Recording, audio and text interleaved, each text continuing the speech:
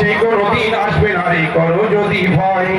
আসবে বিজয় রক্ত আর জীবনের বিনিময়, আসবে বিজয় রক্ত আর জীবনের বিনিময়। বিপ্লব মানে জীবন দেওয়া বসে থাকা নয়, সেই কোনদিন আসবে না রে করো যদি ভয়। লড়াইয়ের ওই ময়দানেতে যাবে তোমাকে হবে, প্রয়োজনে সব রক্তটুকু জমিনেই ঢেলে দেবে, তবু তোমায় লড়তেই হবে, মানি না পরাজয়। বিপ্লব মানে জীবন দেওয়া বসে থাকা নয়, সেই কোনদিন আসবে না রে করো যদি ভয়। কি হবে ছাত্র সেজে চুমুক খেয়ে সনদখানা, যদি হয় বিদ্যালয়টা সন্ত্রাসীদের আড্ডাখানা। এর চেয়ে মারাই ভালো, দেশ ছেড়ে যাওয়াই ভালো।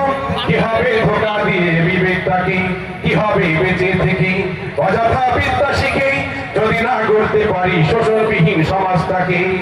দেশটা নয় তো কারো বাপের ভিটা, করবে মন চাহিলে যখন যেটা। দেশটা নয় তো কারো বাপের ভিটা, করবে মন চাহিলে যখন যেটা। দেশটা লক্ষ মাইল ইজ্জতেরই দামে কেনা, মাটিতে মিশে গেছে অনেক শহীদের রক্তদানা। শহীদের রক্তের দামে কেনা মোদের সোনার ভিটা, তবে কেন অভ্যাস হলো বিদেশিদের চরম চাঁদা। দেশটা নয় তো কারো বাপের ভিটা, করবে মন চাহিলে যখন যেটা। আমরা তোমার অবুঝ বান্দা, তোমার কাছে দুহাত তুলেছি, সকল আয়োজন তুমি কবুল করে নাও আল্লাহ, আমাদেরই মাহফিলকে কবুল করে নাও।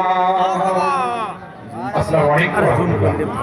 আলহামদুলিল্লাহ, আমি বিনীতভাবে আমন্ত্রণ জানাচ্ছি এ পর্যায়ে আমাদের মধ্যমণি আকর্ষণ, আজকের অনুষ্ঠানের মধ্যমণি বিপ্লবী কণ্ঠস্বর, যার সুমিষ্ট কণ্ঠী বিমোহিত হবে ইনশাআল্লাহ আজকের আয়োজন। হযরত মাওলানা বিশিষ্ট ইসলামী চিন্তাবিদ ও মুফাসসির কোরআন হযরত মাওলানা আফজাল হোসেন চিহাদি সাতক্ষীরা, দারুল কামিল হাদিস তাফসীর ফার্স্ট ক্লাস পাস ইসলামিক আমির বিশ্ববিদ্যালয় ঢাকা।